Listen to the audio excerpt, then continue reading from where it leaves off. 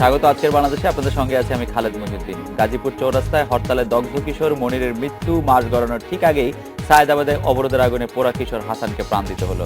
রাজনীতি হিংসার এমন আগুন যেন ছড়িয়ে পড়েছে পুরো দেশে, তবু জনতার নাম করেই চলছে দলকানা রাজনীতি। এসব নিয়ে আজকের আলোচনা 56,000 বর্গমাইল।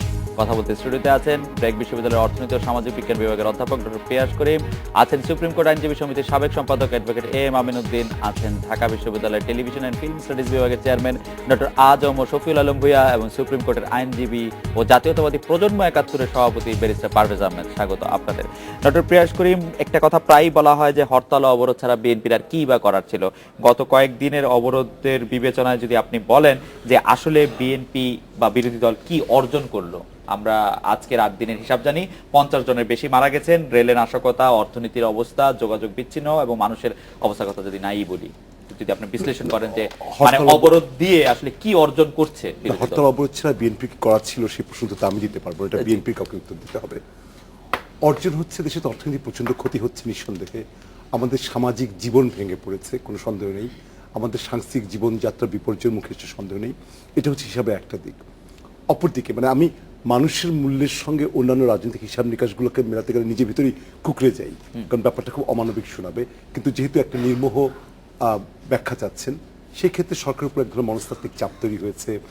এই মুহূর্তে সরকার যে জায়গায় দাঁড়িয়েছে, আমার মাঝামাঝি দুই বন্ধু আমার সঙ্গে একমত হবেন না, কিন্তু আমি মনে করি সরকারের মৃত্যু ঘণ্টা বেজে গেছে।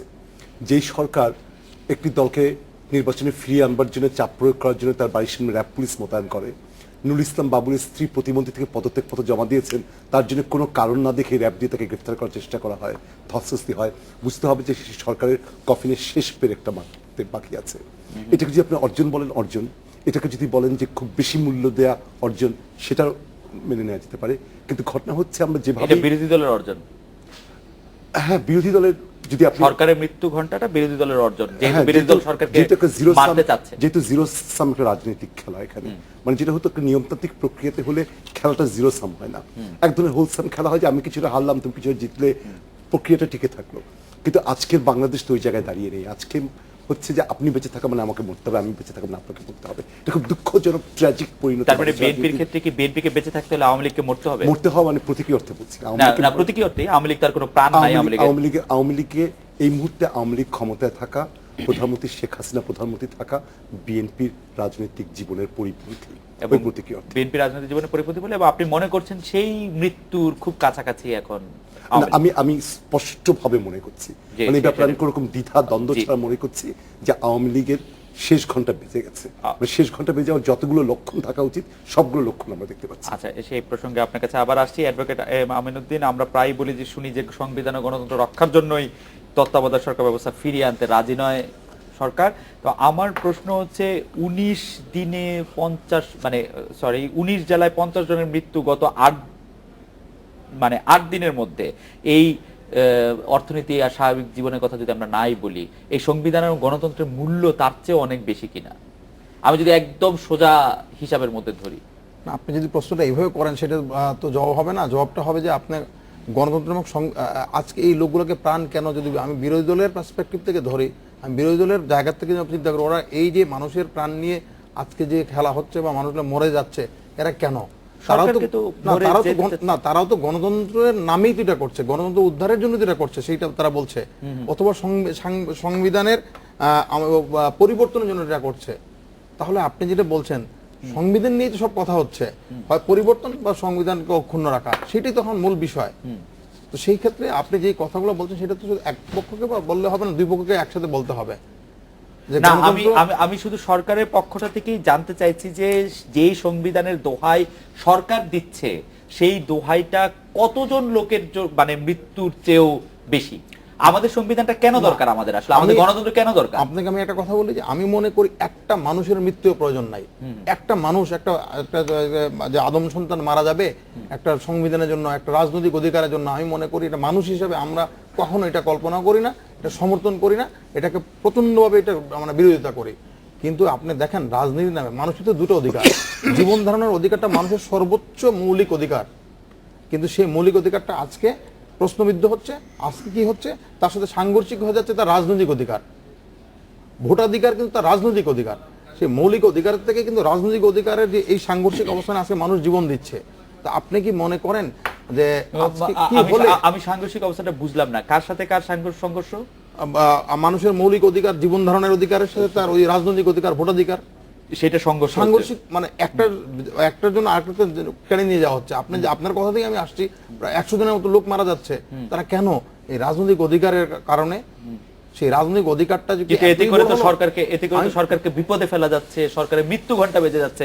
যদি আমি যদি মনে করে কোন রাজনৈতিক দল বা কোন যে কেউ যদি মনে করে কোন একটা গোষ্ঠী, কোন যদি একটা মানুষ যদি মনে করেন যে মানুষকে বিপদে ফেলার জন্য আরো কয়েকজনকে মৃত্যু ঘন্টা করার জন্য আরো কিছু মানুষের প্রাণ হরণ করা প্রয়োজন, বা প্রাণ হরণ হলে এটা হবে আরো ত্বরান্বিত হবে, সেটা তো আমার মনে হয় আপনার কাছে কি মনে হয় এটা ত্বরান্বিত হয় না? যে এতগুলি প্রাণের হরণ কি প্রধানমন্ত্রীকে বা সরকারকে অনেকটা? আমি দেখে শুনেন, আমাদের দেশে হয় কি যে ত্বরান্বিত কোথায় হচ্ছে আমি তো দেখতে পাচ্ছি না।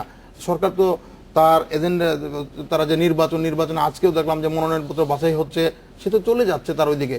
কিন্তু তাতে কি হচ্ছে যে হয়তো কালকে আবার আগামী শনিবার থেকে আরো আসছে, আবার অবরোধ, আরো কিছু মানুষের জীবন যাবে। জানি না আপনি, আমি বা আমরা যেখানে আছি কার কি হবে, কে একমাত্র আল্লাহ তাআলাই জানেন। কিন্তু মানুষের তো জীবনটা একটা অনিশ্চয়তার মধ্যে চলে যাচ্ছে। মানুষের জীবনের যে কি বলবো, যে রাজনীতির জন্য কি মানুষ তার জীবন দিবে? রাজনীতির জন্য পুরো দেশ অনিশ্চয়তায় যাবে?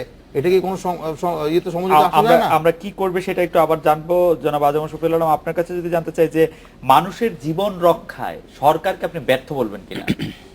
আগে আমি এই প্রশ্নের উত্তর দেওয়ার আগে আমি ডক্টর পিয়াস করিম যে বিষয়টির অবতারণা করেছেন সেই বিষয়টির একটু উত্তর দিয়ে আসি।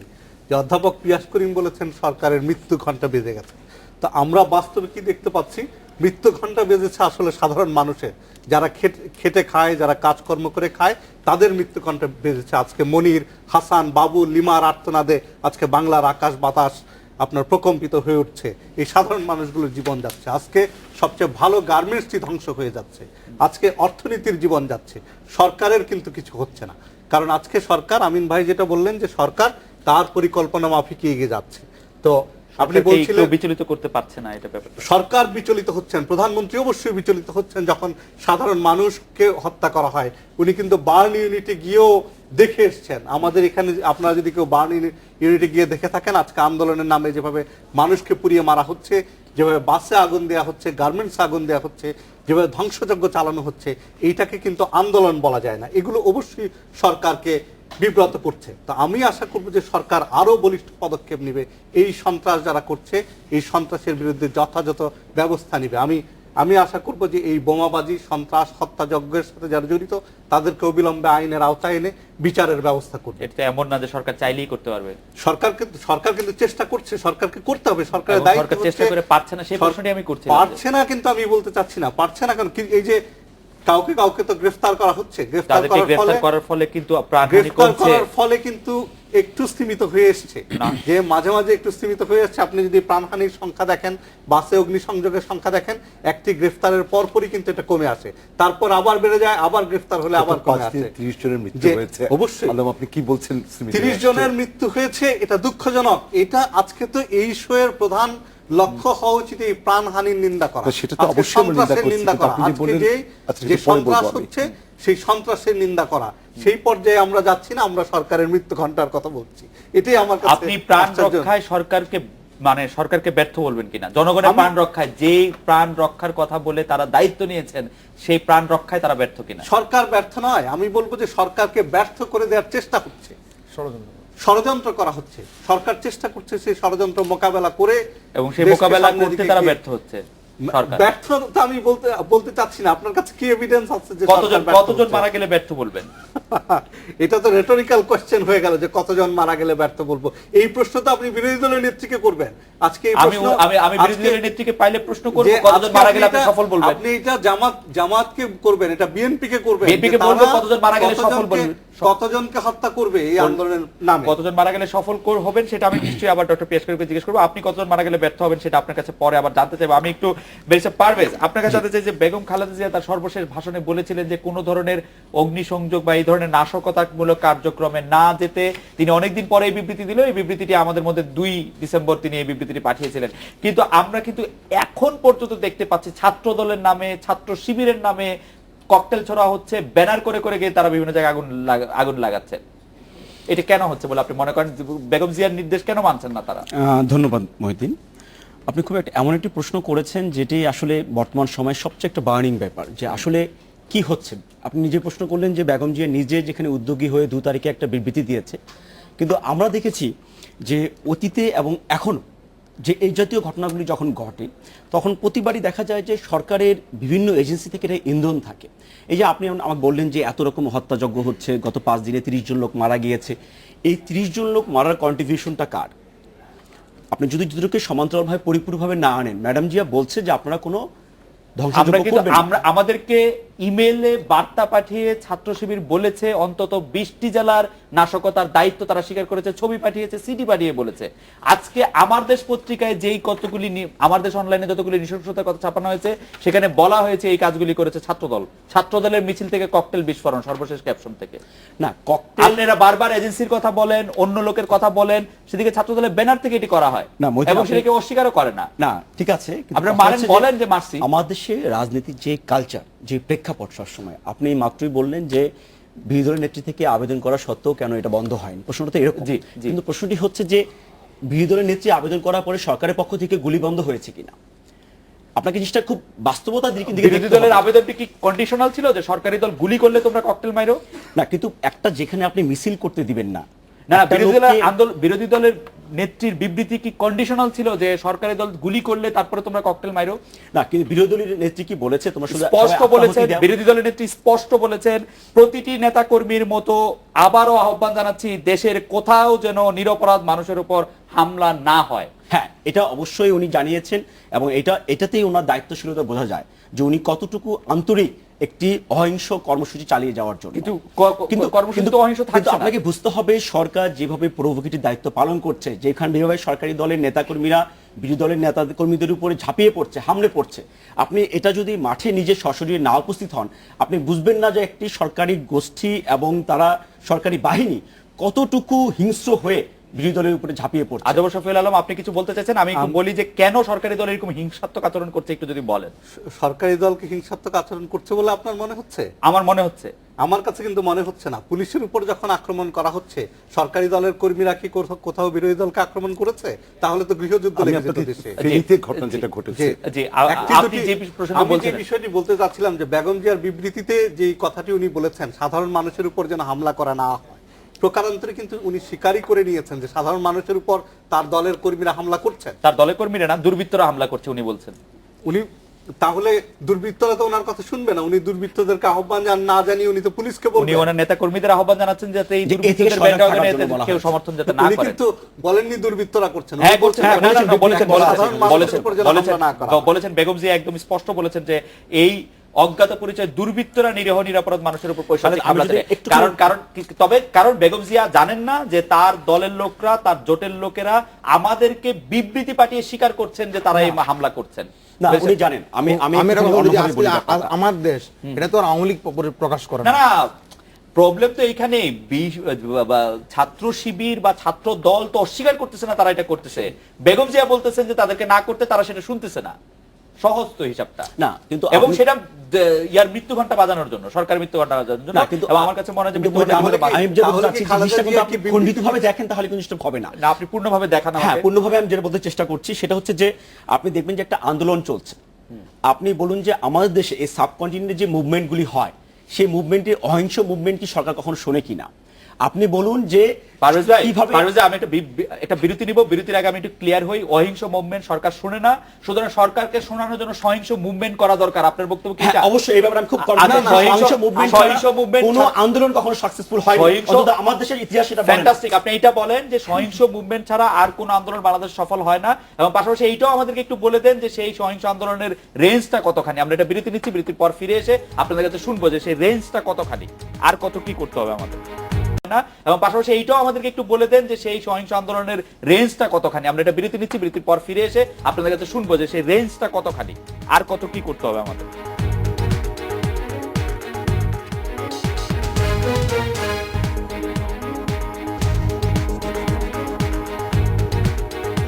ফিরলাম আজকের বাংলাদেশে। ব্যারিস্টার পারভেজ, আপনি খুব সংক্ষেপে যদি বলেন, আপনি একটু বিস্তার করতে চাইছিলেন। আপনি বলছেন সহিংস আন্দোলন আমি ছাড়া যেটা কোনো ব্যাখ্যা সফলতা করা- পাওয়া যায়। আমি সহিংস আন্দোলন বলতে কোনটা বুঝিয়েছি, যে একটি দেশের সরকারি গণতান্ত্রিক কাঠামো যেখানে বিধ্বস্ত হয়ে যায়, যখন বিরোধী দলের কণ্ঠ রোধ করা হয়, যখন যে কোনো মুভমেন্টের উপর পুলিশ নির্বিচারে গুলি বর্ষণ করে, তখন আপনি আমাকে বলেন যে কি উপায় আন্দোলন করে সরকারকে আপনি শোনাতে পারবেন। আচ্ছা, সেটা যদি আপনি বলে দেন তাহলে বিএনপি সেই আন্দোলনে যাবে। আচ্ছা ব্যারিস্টার পারভেজ, আপনি মনে করছেন সহিংস আন্দোলন ছাড়া এই সরকারকে সরানো সম্ভব না? না, সহিংস আন্দোলন বলতে আমি বুঝেছি সহিংস গণতন্ত্র, আন্দোলন বলতে আপনি কি বুঝাচ্ছেন? গণতন্ত্রের মধ্যে যতটুকু সহিংসতা কাম্য হতে পারে। গণতন্ত্রের মধ্যে কতটুকু সহিংসতা কাম্য? চিমটি খামচি? আমরা 1971 মুক্তিযুদ্ধ করে এই দেশ স্বাধীন করেছি, সুতরাং এই দেশবাসীকে আন্দোলন সম্বন্ধে নতুন করে বোঝানোর কিছু নেই। সহিংস আন্দোলন ছাড়া সরকারকে কোনো কিছু শোনানো সম্ভব না। ডক্টর পিয়াস করিম, আপনি এই সম্পর্কে যদি একটু বলতেন। এবং আমি একটু প্রশ্নটির সাথে একটু সাপ্লিমেন্ট করতে চাই, এই সহিংস আন্দোলন কখন আপনি সফল মনে করবেন, বা কোন জায়গায় গেলে আপনি সফল মনে করবেন? সরকার পতন কখন হবে বলে আপনি মনে আমি করেন? সফল মনে করছি কি না করছি তার উপর জি। নির্ভর করছে না। জি। আমার দায়িত্ব না এই সাফল্যের মুহূর্ত ঘোষণা করা, এই দায়িত্ব নিয়ে তো আমি বসিনি না। জি। আমি যেটা বলছি যে আমার মনে হয় না এই টেবিলে যারা বসে আছে আমরা ভিন্ন রাজনৈতিক দৃষ্টিভঙ্গি থেকে কথা বলছি, কিন্তু আমরা কেউ সহিংসতা চাই বলে আমার মনে হয় না, এমনকি পারভেজের মতো তরুণ আইনজীবী মনে হয় না। কিন্তু ব্যাপার হচ্ছে সহিংসতা যখন একটা রাজনৈতিক কালচারে ঘটে, এটা কিন্তু আমি কি চাইছি কি না চাইছি তার উপর নির্ভর করছে না। সহিংসতা একটা ব্যাধি, কিন্তু এটা আরেকটা বড় বিশাল ব্যাধির সিমটম। এই বিশাল ব্যাধিটা হচ্ছে যে আমরা নিয়মতান্ত্রিক রাজনীতি একটা প্রক্রিয়া তৈরি করতে পারিনি। একটা বহুবাচনিক গণতান্ত্রিক সমাজের বিভেদগুলো যে নিয়মতান্ত্রিক প্রক্রিয়া মীমাংসা করা যায়, সেই প্রক্রিয়া আমরা গড়ে তুলতে পারিনি। এটা যদি আমরা গড়ে তুলতে না পারি, আমি মাথা ঠুকলেও সহিংসতা ঘটবে, দেয়ালে মাথা ঠুকলেও। আমি যতই আমার তরুণ বন্ধু আলমের মতন বড় বাগ্মিতা করি, তারপরে আমি বলবো যে ইচ্ছা করি খোঁচাটা দেয়াল সামলাতে পারলাম না, তারপর সহিংসতা ঘটতে থাকে। কারণ সহিংসতা একটা রাজনৈতিক সংস্থা একটা পর্যায়ে আমাদের ইচ্ছা নিরপেক্ষ ব্যাপার হয়ে যায়। এটা আমার আপনি ইচ্ছা হচ্ছে ব্যাপার না, চাওয়ার উপর ব্যাপার নির্ভর করছে না। চাওয়ার উপর আর আপনি নির্ভর করে। সরকারের মৃত্যুঘণ্টা বাজিতে বলেন, আর কি করলে মৃত্যুঘণ্টা আর কি করলে মৃত্যুঘণ্টা বাঁচবে? যেখানে ঢাকার সঙ্গে বাকি দেশের যোগাযোগ বিচ্ছিন্ন, ঢাকার বাইরে প্রশাসনের নিয়ন্ত্রণ কত কম আপনি কল্পনা করতে পারবেন না। অ্যাডভোকেট আমিন, আমরা সহিংসতার জন্য যতই বিরোধী দলকে দায়ী করি না কেন, এই সহিংসতার কারণ যদি আমরা খুঁজতে চাই, আমরা এসে দেখব যে এই সহিংসতার কারণটি কিন্তু সরকারের কারণেই হয়েছে।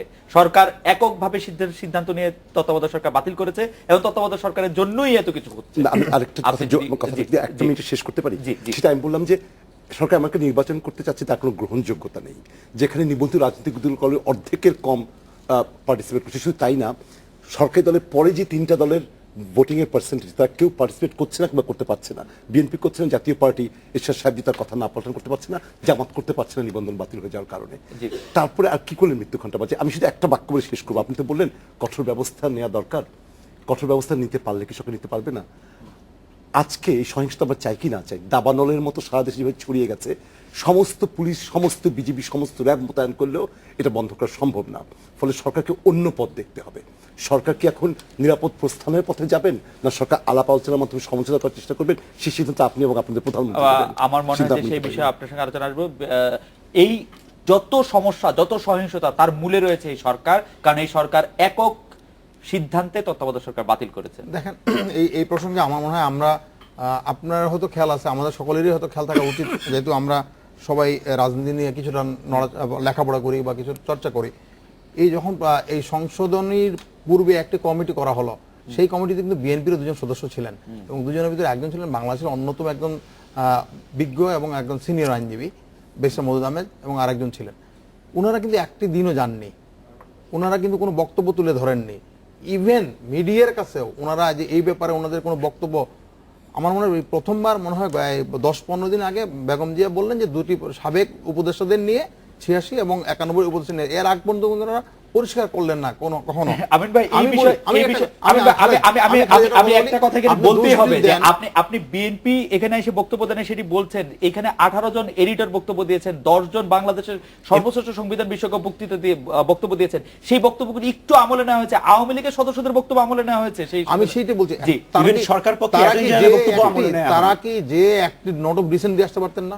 পারতেন, কিন্তু সেটা কি হতো? সেটা কি অনেক বেশি তাদের নৈতিক ভিত্তি অনেক বেশি সুদৃঢ় হতো না, যে আমরা সেখানেও না করে আসছি? আপনি যে এটা বলছেন তাদের নৈতিক ভিত্তিটা অনেক বেশি সুদৃঢ় হতো না, তারা যে আজকে নোট অফ ডিসেন্টটা দিয়ে আসছে? কিন্তু আপনি শুনুন, আপনি বসে থাকবেন, আর ওটা হোক, যা করে করুক।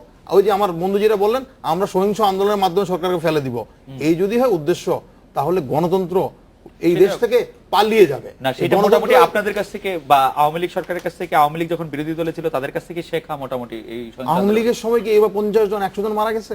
আওয়ামী লীগ জনের সময় মারা না গেলেও আওয়ামী লীগের সময় কিন্তু লাগাতার হরতাল, অবরোধ, অনেক হয়েছে, কিছু কিন্তু দেখছি, মানুষ সহিংসতা। সহিংসতা, মানুষের জীবনহানি জীবনহানি হয়নি কারণ আপনি বিএনপি গুলি বলেন, করতে সক্ষম হয়নি আপনি দেখেন আপনি কি হয়েছিল আওয়ামী লীগের সময়। আমার বন্ধুরা বলছেন আওয়ামী লীগের সময় কি হয়েছিল, আপনি তো নিজের সাংবাদিক ছিলেন। মোহাম্মদ নাসিমকে রাস্তায় পিটিয়ে মাথা ফাটিয়ে দেওয়া হয়েছিল। আপনার মনে আছে সাবির হোসেন চৌধুরীকে পিটানো হয়েছিল। আপনার মনে আছে মতিয়া চৌধুরীকে রাস্তায় ফেলে পিটানো হয়েছিল। এগুলো তো কোনো ভালো কাজ না।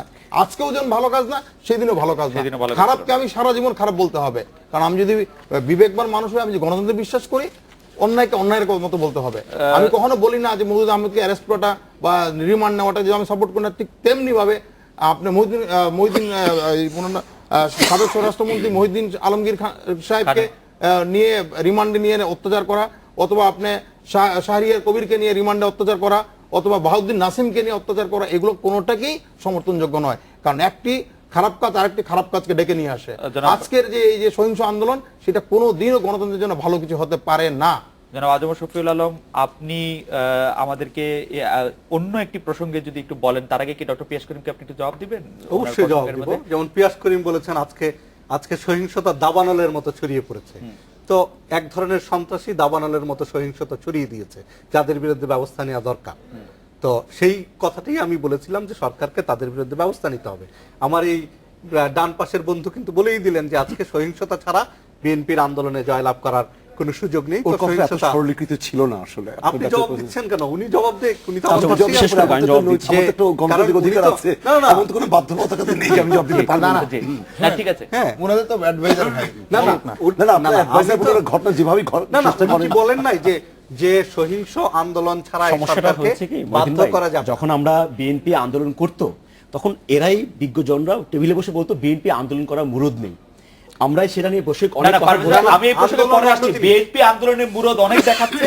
বিএনপি 50 জন, বিএনপির আন্দোলনে 50 জন লোক মারা গেছে, সেটা আন্দোলনের মুরদই। আন্দোলন কাকে বলে? যে আন্দোলন মানে কি সন্ত্রাস? আন্দোলন মানে কি মানুষকে পুড়িয়ে মারা? আন্দোলন মানে কি বাসে আগুন দেয়া, নাকি না জনগণ নিয়ে প্রতিরোধ করা? আজকে আন্দোলনে জনগণ কোথায়? আজকে বিএনপির সাথে জনগণ কোথায়? আন্দোলনের সময় তো আমরা লগি বৈঠকের আন্দোলনও দেখেছি। লগি বৈঠার আন্দোলন দেখেছি, সেটা নিশ্চয়ই যে সহিংস আন্দোলন যেই করুক সেটা তো কাম্য হতে পারে না। কিন্তু আপনি কি তখন নিন্দা করেছিলেন, এখন নিন্দা করেন লগি বৈঠা আন্দোলন? আজকে অবশ্যই যে কোনো সন্ত্রাসের নিন্দা আমরা করি, এবং আজকে সন্ত্রাসের মাত্রা যে পর্যায়ে পৌঁছেছে সেটাকে তো নিন্দা করতেই হবে আপনাকে। যে সন্ত্রাসকে যদি 2 দিনের লগি বৈঠা ছিল 2 দিনের ব্যাপার, 1 দিনের ব্যাপার, লগি বৈঠা দিয়ে আপনি কতজন লোককে হত্যা করেছিলেন? আর আজকে আপনি প্রতিদিন লোককে পুড়িয়ে মারছেন, আজকে অগ্নিসংযোগ করছেন সর্ব জায়গায়, রেল লাইনে ফিশ প্লেট তুলে রেল লাইনের ফিশ প্লেট তুলে নিচ্ছেন, এবং রেল লাইনে ফিশ প্লেট তুলে ফেলার পর আমরা বর্তমান সরকারে দেখছি রেল চালাতেই, রেল যেন চালাতেই এখন হবে। মানুষের যোগাযোগ ব্যবস্থার জন্য তো রেল চালাতে হবে। যোগাযোগ ব্যবস্থা তো যেই রেলের maintain নিরাপত্তা করতে সরকার হবে। দিতে পারে না, সেই রেল চালাবে কেন? আপনি নিরাপত্তার কথা বলেন যে সরকারের উচিত রেলের নিরাপত্তার ব্যবস্থা করা। রেল লাইন বন্ধ করে দিতে হবে, এটা তো কোনো সলিউশন না। যে মাথা ব্যথা করছে বলে মাথাটা আমি কেটে ফেলবো, তা তো নয়। তো আর কখনো মাথা কেটে ফেলতে হয় যে রেল লাইনের তাহলে নিরাপত্তা সরকার দিতে পারে না, সেই রেল লাইন মাথা কেটে ফেললে আর তো কোনো ওষুধ লাগবে না। না, মাথা কেটে ফেললে তো আসলে থাকবে না। শেখ হাসিনা দয়া করে পদত্যাগ করলেই সমস্যার সমাধান হয়ে মানে যায়। আপনাদের কিন্তু মাথা কাটা শেখ হাসিনা দয়া করে পদত্যাগ করলে বাংলাদেশটাকে আপনারা আফগানিস্তান করে ফেলতে চান? জিম্মি না, না, না, সেটা আবার অন্য প্রশ্ন। জনাব আজমত শফিউল আলম, আমি একটু ব্যারিস্টার পারভেজ হোসেন তাহলে আপনি বলছেন যে শেখ হাসিনা পদত্যাগ করলে সমাধান হয়ে যায়, তাহলে খালেদা জিয়া ছাড় দিবেন না? মাননীয় প্রধানমন্ত্রী হজে যাওয়ার আগে নিজ উদ্যোগে বলেছে যে আমি দেশ প্রধানমন্ত্রী তো চাই না, আমি দেশের প্রয়োজনে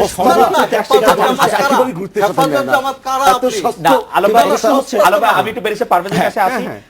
আমার কথাটা আপনি শেষ করতে দেন। যে কথাটা ছিল যে শেখ হাসিনা পদত্যাগ করলেই সমাধান হয়ে গেল, তাহলে আপনি যদি শেখ হাসিনার এই কয়েকদিনের হিস্ট্রিটা দেখেন, শেখ হাসিনা প্রথমে বলেছিলেন যে তার সরকারের অধীনে নির্বাচন হবে, তারপর বিরোধী দলের দিকে খেয়াল রেখে উনি বলেছেন সর্বদলীয় সরকারের শেষ করতে দেন যে সর্বদলীয় সরকারের অধীনে নির্বাচন হবে। বিরোধী দলকে উনি আহ্বান জানিয়েছেন মন্ত্রিসভায় যোগ দেওয়ার জন্য। শেখ হাসিনা কিন্তু তার অবস্থান থেকে সরে এসেছেন। খালেদা জিয়া কি করলেন? খালেদা জিয়ার একটাই দাবি, তত্ত্বাবধায়ক সরকার ছাড়া নির্বাচন করা যাবে না।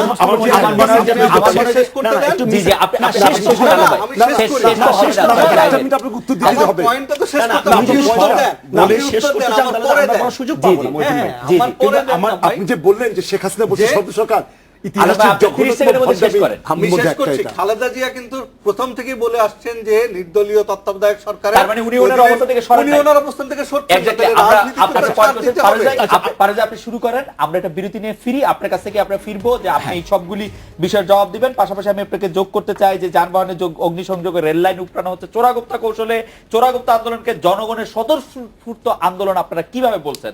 আমরা একটা বিরতি নিয়ে ফিরছি।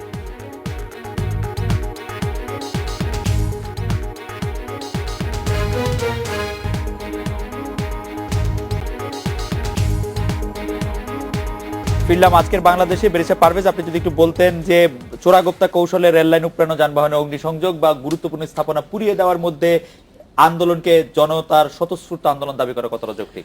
না, ঠিক আছে মহিউদ্দিন, আপনি যেটা বলেছেন খুব সুন্দর, প্রিসাইজলি প্রশ্ন করেছেন, আপনি আমার কাছে প্রিসাইজলি আনসারও চাচ্ছেন, কিন্তু আসলে ফ্রেমটা অনেক বড়, ফোকাসটা একটু ইলাবোরেটরি করতে হবে। আপনি একটুখানি আমাকে সময় দেন, আমি বলছি আপনাকে যে বাংলাদেশের সবচাইতে বয়োজ্যেষ্ঠ একজন সাংবাদিক আছেন বর্তমানে, এবিএম মুসা, আমরা সবাই তাকে এক নামে চিনি। তিনি বলেছেন এই সরকারের এই মুহূর্তে সবচেয়ে বড় সাফল্য হচ্ছে শেখ হাসিনা ঢাকার প্রধানমন্ত্রী হিসাবে আবির্ভূত হতে পেরেছেন। বাংলাদেশের প্রধানমন্ত্রী থেকে উনি আস্তে আস্তে হতে হতে ঢাকার প্রধানমন্ত্রী হয়েছেন। এখন প্রশ্নটা হচ্ছে যে এই একটা উক্তি দিয়ে আপনি যে প্রশ্নটা আমাকে করেছেন, এটা উত্তরের সঙ্গে কিছু কিছু সংমিশ্রণ আছে। কিরকম ভাবে? পৃথিবীর সমস্ত গণতান্ত্রিক আন্দোলনে, আপনি থাইল্যান্ডে দেখেন পার্শ্ববর্তী আন্দোলন হচ্ছে, আপনি আমাদের দেশে দেখুন 90-এর স্বৈরাচার বিরোধী আন্দোলন দেখুন, এর আগে আওয়ামী লীগের কেয়ারটেকারের দাবিতে আন্দোলন দেখুন, কোনো আন্দোলনই কিন্তু গোলাপ ফুল আর রজনীগন্ধা স্টিক নিয়ে হয়নি। আজকে বিএনপির আন্দোলনকে যেভাবে তাণ্ডব বলা হচ্ছে, এই আন্দোলনে যদি কোনো কারণে আওয়ামী লীগ যদি আজকে বিরোধী দলে চলে যায়, সেই আন্দোলনটি হয়ে যাবে জনগণের স্বতঃস্ফূর্ত অংশগ্রহণের আন্দোলন। এবং আমরা দৃঢ় বিশ্বাস, আজকে যারা আমার সঙ্গে এখানে বসে জনগণের তাণ্ডব বলছে, তারাই ঠিক একইভাবে একই উত্তরে তারা আপনি বলবে। কি বলেন, থাইল্যান্ডের আন্দোলনের সাথে আপনি বিএনপির আন্দোলনের তুলনা করবেন? থাইল্যান্ডের আন্দোলনে বাসের মধ্যে পেট্রোল বোমা মারা হয়েছে, নো, কিন্তু ট্রেনের ফিশ প্লেট কিন্তু আপনাকে বুঝতে হবে থাইল্যান্ড আর কজন বাংলাদেশ মারা এক গেছে? না, যার জন্য কালচারের পার্থক্য একজন অবশ্যই লোক হতে মারা পারে। গেছে থাইল্যান্ডে, কিন্তু একজন, প্রশ্নটি না, হচ্ছে মাত্র ওখানে একজন। দেখেন, ওখানে পুলিশ একটি গুলি করে নাই। আর আমাদের দেশে আপনি শুধু পেট্রোল বোমা বলছেন, ফিশ প্লেট তুলে ফেলার কথা বলছেন, কিন্তু আপনি তো বলছেন পরের ঘটনাটা। আপনি আগে আসুন। আগে পুলিশ গুলি করেছে, মানে গুলি বলতে আপনি কি বলছেন? আমি রাবার বুলেট গুলি? বলতে চাচ্ছি যে একটি বিরোধী দলের একটি মানববন্ধনের মতো কর্মসূচিকেও পুলিশ স্পেয়ার করছে না। কি করছে? গুলি করছে অবশ্যই, মানে প্রাণঘাতী গুলি? হ্যাঁ, না রাবার না, বুলেট? প্রাণঘাত, আপনি গুলি একটা শব্দ, এমন একটি শব্দ, আপনি এটা প্রাণঘাতীর জন্য হোক আর যে কারণেই হোক, গুলি ব্যবহার করলে শাহবাগে তো- গত বৃহস্পতিবারে যে পেট্রোল বোমাটি মারা হলো, সেটি কি কোনো ধরনের গুলি, কোনো ধরনের আক্রমণ, কোনো ধরনের কিছু সম্ভব? আমরা এখানে বসে এই জাতীয় কোনো আন্দোলনকে আপনি জাস্টিফাই করতে পারবেন না, খুব ফ্র্যাঙ্কলি বলছি। আপনি যদি একজন হিউম্যান বিং হন, এই ধরনের হত্যা আপনি তো করছেন, আপনি তো justify করছেন। আপনি বলছেন এটাই সহিংস আন্দোলন, বাংলাদেশের স্টাইলে এটাই সহিংস আন্দোলন। আপনি সহিংস যে আন্দোলনের কথা একজন বলছেন, নেতা কর্মী পথে দেখা যাচ্ছে না, একজন নেতা কর্মী আহত হচ্ছে না, একজন নেতা কর্মীর কোন রকম ঝামেলা হচ্ছে না, পথে কাউকে দেখা যাচ্ছে না। গতকাল ফেনীতে 5 জন লোক মারা গিয়েছে, শুধু প্রত্যেকে সাধারণ বিএনপি মানুষ, কর্মী। শুধু সাধারণ মানুষ। না, মারা গেলে তো সাধারণ বিএনপি মানুষ কর্মী হতে হওয়া পারে। সহজ, মারা গেলে তো বিএনপি কর্মী হওয়া সহজ। না, মারা গেলেও না। আপনাকে একটা জিনিস বুঝতে হবে খালেদ, যেমন আপনি- ছাত্রলীগের কেউ গন্ডগোল করলে সে অনুপ্রবেশকারী বলা সহজ, সে শিবির থেকে আসছে বলা সহজ, মারা গেলে তো বিএনপি কর্মী বলা সহজ। না, এটা আসলে এখানে বসে এইভাবে আমরা দেখতে চাইলে দেখতে পারবো, কিন্তু কথা হচ্ছে যে আপনি যদি মাঠে যান, পরিস্থিতি অনুধাবন করার চেষ্টা করেন, তাহলে বুঝবেন যে সরকার কতটুকু মানে সহিংসভাবে একটা অহিংস আন্দোলনকে টলারেট করার চেষ্টা করছে। কোনোভাবেই না। গাইবান্ধার কোন এক নিভৃত গ্রামে ফিশ প্লেট তুলে ফেলার সাথে জনগণের স্বতঃস্ফূর্ত আন্দোলনের কি সম্পর্ক?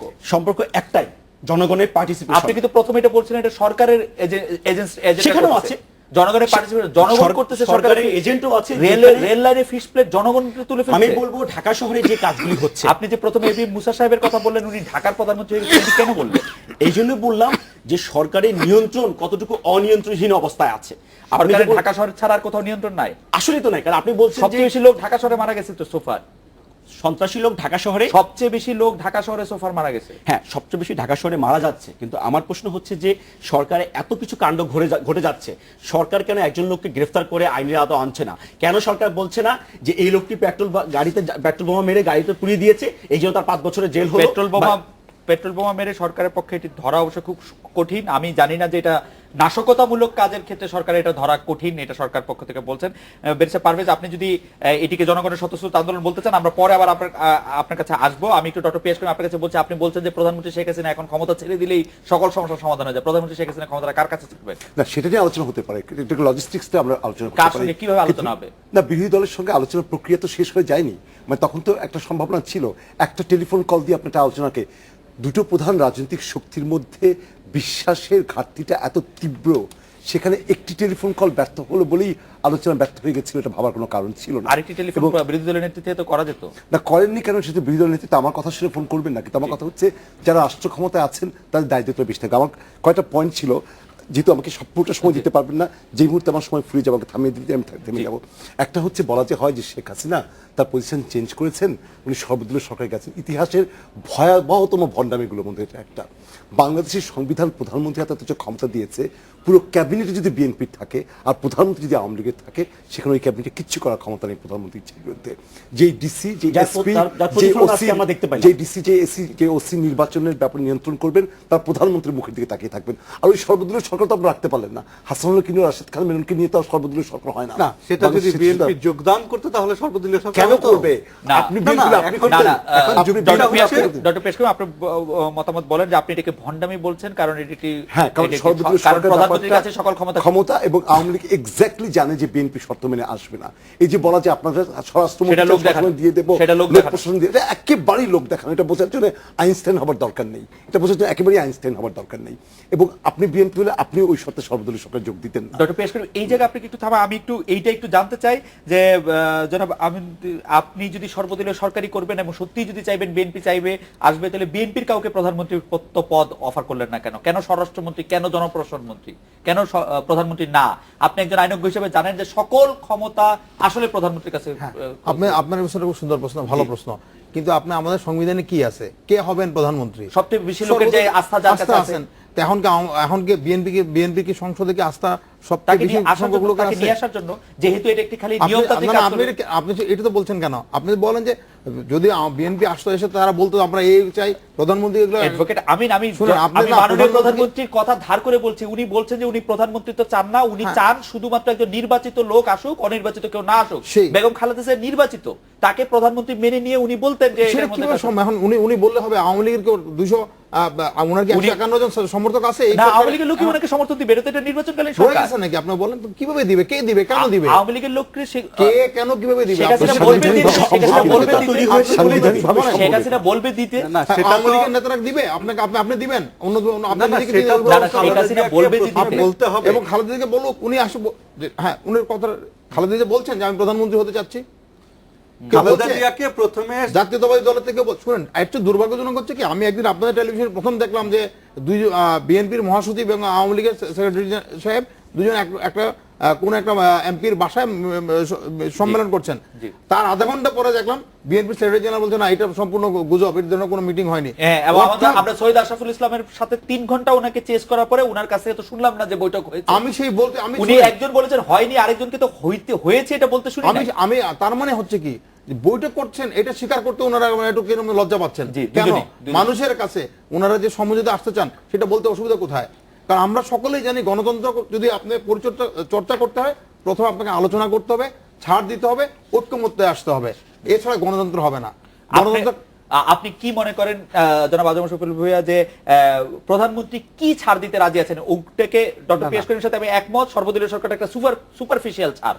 না, এটা আপনি যদি আগেই ধরে নেন সুপারফিশিয়াল ছাড়, তাহলে তার কোনো আলোচনা এই পর্যন্ত যা কিছু ছাড় তিনি দিয়েছেন সেই প্রথমে এই যে আপনি যেটা বলছিলেন যে খালেদা জিয়াকে প্রধানমন্ত্রী করে দেয়া, আগে তো আপনাকে সর্বদলীয় সরকারের কনসেপ্টটা মানতে হবে। খালেদা জিয়া যদি বলতেন যে হ্যাঁ আমি সর্বদলীয় সরকারের কনসেপ্টে বিশ্বাস করি, আপনার সাথে আমি একমত, আমরা সর্বদলীয় সরকারের প্রধান কে হবে সেটা নিয়ে আলোচনা করতে পারি। খালেদা জিয়া কিন্তু সেই পথে গেলেন না। তিনি বারবার বলেছেন যে শেখ হাসিনার অধীনে তিনি নির্বাচন করতে চান না। তাহলে তো খালেদা জিয়াকে প্রধানমন্ত্রী করে দেয়া বা অন্য কাউকে প্রধানমন্ত্রী করে দেওয়ার প্রসঙ্গই তো আসে না। তাহলে রাজনীতিতে কি ধরেন আমরা এই 4 জন এখন যদি সবাই আমাদের অবস্থানে স্টিক করি তাহলে কি সমাধান হবে? খালেদা জিয়া তো সবসময় তার অবস্থানটা ধরে রাখতে চাইছেন। রাজনীতিতে দুই পক্ষকেই তো ছাড় দিতে হবে। দুই পক্ষ যদি ছাড় না দেয়, শেখ হাসিনাকে কিছুটা ছাড় দিতে হবে, খালেদা জিয়াকে কিছুটা ছাড় দিতে হবে। আমি তো খালেদা জিয়ার কাছ থেকে কোনো ধরনের ছাড় এই পর্যন্ত দেখতে পাই। খালেদা জিয়া কেয়ারটেকার সরকারের দাবি থেকে আমি শেষ করি, আমার কথা বলার সময় যদি কথা বলেন তাহলে সমস্যা, একটু দ্রুত শেষ করেন। সেটা একটা। আরেকটা হচ্ছে যে আপনি বলছিলেন যে এই তত্ত্বাবধায়ক সরকারকে নিয়ে সমস্যাটা সৃষ্টি হয়েছে। আপনি জানেন, সাংবাদিক ছিলেন এখানে, সবাই জানি আমরা, এই তত্ত্বাবধায়ক সরকার ব্যবস্থাটাকে করাপ্ট করেছিল কে? আমাদের মনে আছে যে সুপ্রিম কোর্টের বিচারপতিদের বয়স বাড়িয়ে দেওয়া হয়েছিল 2 বছর নিজের লোককে তত্ত্বাবধায়ক সরকারের প্রধান করার জন্য। তারপরে ইয়াজউদ্দিন সাহেবকে সেটি- তত্ত্বাবধায়ক সেটি- সরকারের সেটি- প্রধান করে সেটি- যে খেলা আমরা দেখলাম, সেই সেটি- খেলায় আমাদের কলঙ্কিত হয়েছে। আমাদেরকে একটা বিরতি নিতে হবে। জনাব আজম শফিউল ভাই, এই জায়গায় আমি শুধু এই কথাই বলতে চাই যে সে নিজের দলের লোককে নির্বাচনে আনার জন্য একটি প্রক্রিয়া করা হচ্ছিল, সেটির পাল্টি হিসেবে আমি এখন নিজেকেই প্রধান ঘোষণা করে একটা নির্বাচন পরিচালনা করতে চাচ্ছি। কোনটা সেটি কিন্তু- বেটার, এর জন্য না, হয়তো না, শেক্সপিয়ারের না, না, অথবা সেটি কিন্তু সক্রেটিসের বলেন দ্বারস্থ নাই। হতে হবে। উনি কিন্তু আপনিই বলেছেন যে জি। প্রধানমন্ত্রী কিন্তু বলেছেন আমি প্রধানমন্ত্রী তো চাই না, আমি শান্তি চাই। তার মানে উনি কিন্তু ওই জায়গায় আলোচনা করার জন্য তৈরি ছিলেন, কিন্তু বিএনপি তো কোনো ধরনের আলোচনাই চাচ্ছে না, কোনো ধরনের সমঝোতাই তো চাচ্ছে না। আমি জানি না যে কে আসলে কি চায়। আমরা একটা বিরতি নিচ্ছি, বিরতির পর ফিরে এসে একটু জানতে চাইবো। আলোচনাই চাচ্ছে না, কোনো ধরনের সমঝোতাই তো চাচ্ছে না। আমি জানি না যে কে আসলে কি চায়। আমরা একটা বিরতি নিচ্ছি, বিরতির পর ফিরে এসে একটু জানতে চাইবো।